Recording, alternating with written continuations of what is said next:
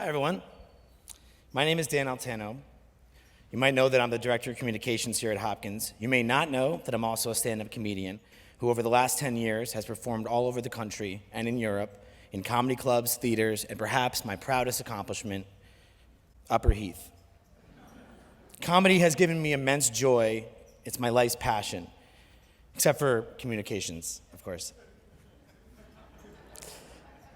But as exhilarating as it is to do stand-up, at one point, anxiety before shows deeply affected my mental health. And rock bottom didn't come from failure, it came from success. After several years of doing open mics and shows where the comedians outnumbered the audience members, my opportunities and the venues started to grow, and so did the pressure. All of a sudden, the night before big shows, I couldn't sleep for the entire night. I'd think about all the people that were coming and what they would think if it did or didn't do well. Friends, family, managers, agents. One time, my 8th grade bully bought a ticket and it sent me into a spiral. I'd obsess over it, and eventually, I developed a serious case of insomnia. That began to take over my life.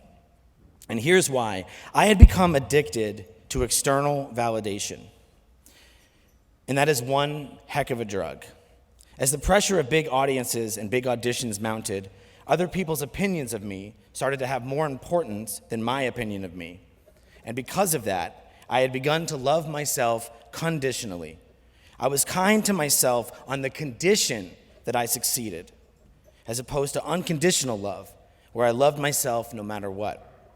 My thinking was, if they love me, I'll love me. If they cheer, it'll patch up any feelings of pain or loss or insecurity. But on the flip side, if they hate me, I'll hate me. And perhaps even worse, if it didn't go well, I knew I'd be unkind to myself. Saying things to myself late at night like, "You talentless idiot, you're not good enough, you suck." That put even more pressure on success. I had become a perfectionist, afraid of failure.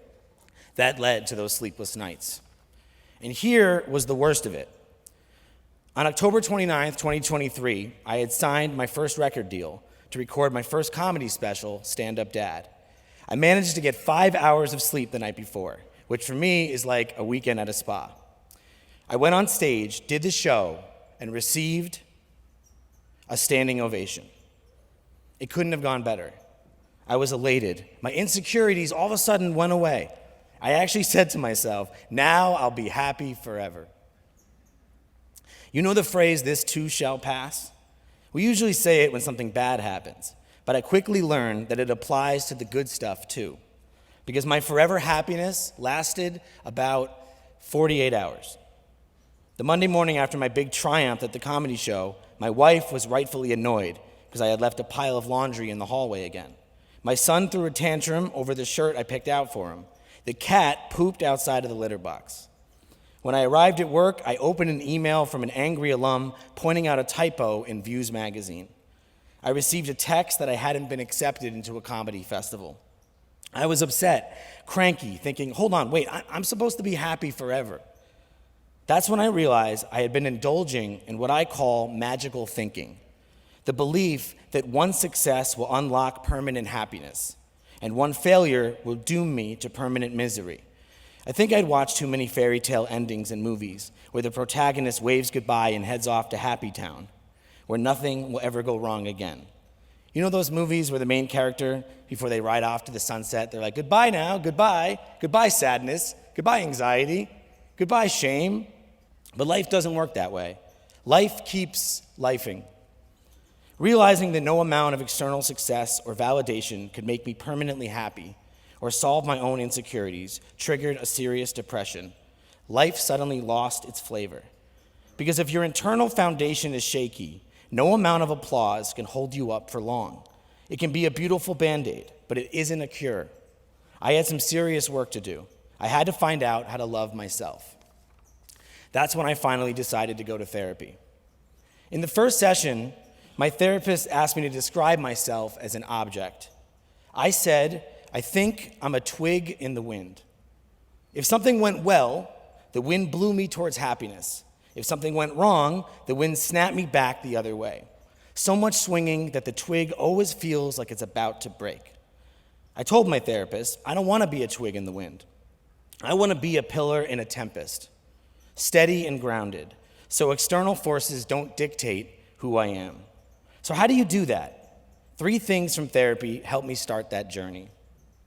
Number 1 is ending the if-then fallacy.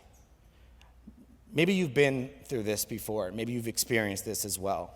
You start getting into this thinking when you say things like, if I can just get to winter break, then I'll be happy. If I can just get an A on my chemistry test, then I'll be happy. If I can get my first choice college, then I'll be happy. If I just meet my soulmate, find a house that I can afford, raise a bunch of kids, and get a great job, and eventually go to space with the money I have, then I'll be happy. I used to say that. That's when I started to reframe things in therapy. I started reframing it by saying, forget the if-then.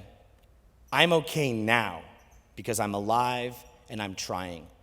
I had to focus myself on the present, not the future, not the past, but right here and now. I'm alive and I'm trying.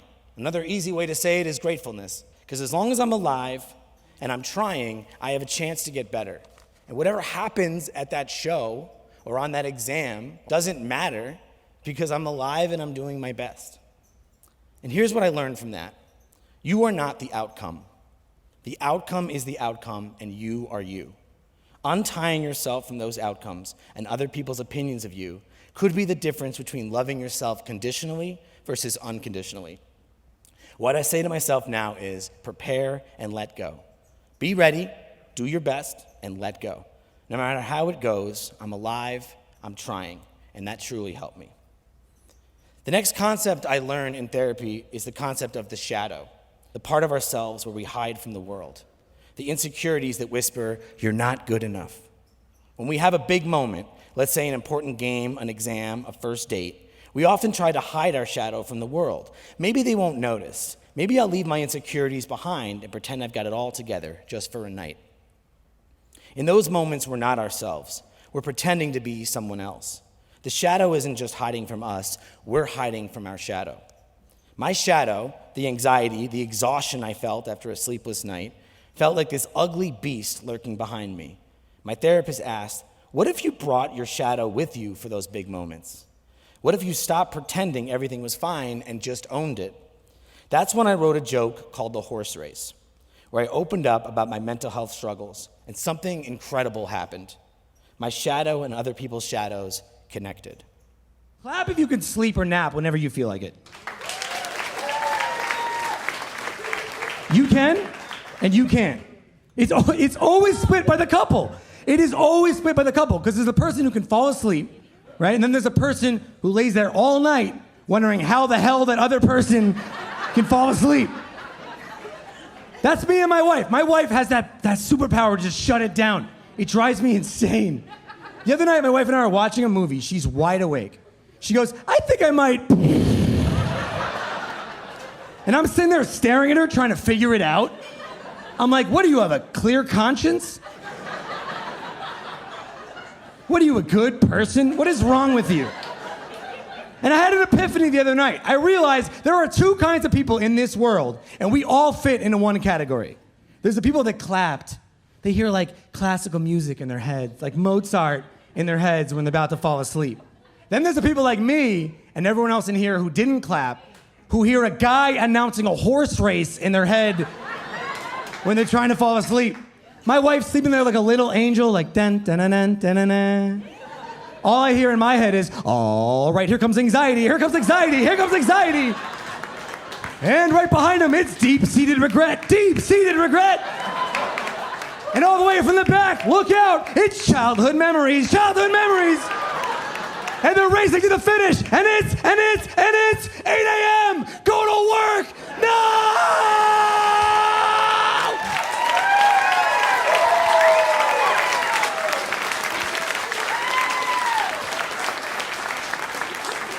But I'm glad you could sleep, congratulations! Can I tell you how weird that was to have you watching me while it's weird. By owning who I actually was, flaws and all, I became less tied to outcomes. And in the process, I realized that there were a lot of other people who felt this way too.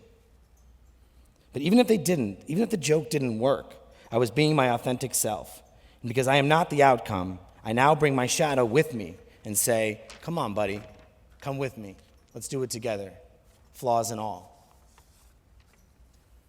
The last thing my therapist asked me to do was write a poem to my future self whenever I had those ruminating thoughts at night. So I wrote a poem, and full disclosure, I'm not a poet. And I wrote a sonnet, and apologies to Mike and Hope in advance. I don't think this is an iambic pentameter. But I wrote a poem to anyone who's ever felt like a twig in the wind, who's ever felt like they've had sleepless nights or pinned their happiness on future events. And it actually came out as a little toast. So if you could please raise your metaphorical glass of orange juice. If you've ever felt like a twig in the wind, this poem is for you. In youth, each breath bestowed a luxury. What hell to find this life too bland to taste. When you regret, do so constructively. Why dwell inside the nights you can't replace? A toast to self-inflicted misery. Let's drink to the imperfect day, it's done. Our souls know well the cryptic history. When synced, our secret burdens weigh as one. Expose the scars disguised in cloaks of mirth, setting free the killer from the sentence. Then show your darkest skies and soak the earth. Let me be the pillar in your tempest, unmovable through all that took to flight. How beautiful your flaws do look tonight.